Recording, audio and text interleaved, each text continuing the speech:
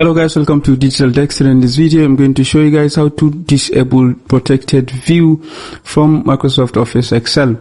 So this is a downloaded document. I headed over to the internet to download a sample XLX spreadsheet. That is an Excel file, and upon opening, automatically it opens it in protected view. So I had this encounter a few moments ago that I kept on clicking on enable editing for it to enable, but then it hooked. So usually protected view is enabled on Outlook files, downloaded spreadsheet file, and also files in a potentially dangerous location. So in order to disable these settings, all you have to do is you click on file, then click on options. After clicking on options, you click on Trust Center.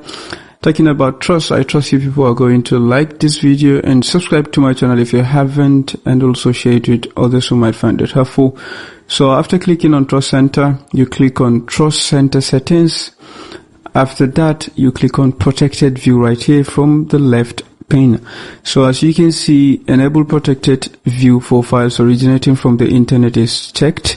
So we're going to uncheck this. If all these are checked, you choose and uncheck them to disable the settings. This is for files located in potentially unsafe locations, and this is for Outlook attachments.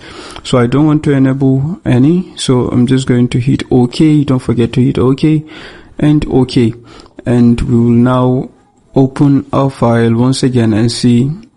Okay, so congratulations, as you can see, we've disabled auto protected view on downloaded spreadsheet files or any kind of files.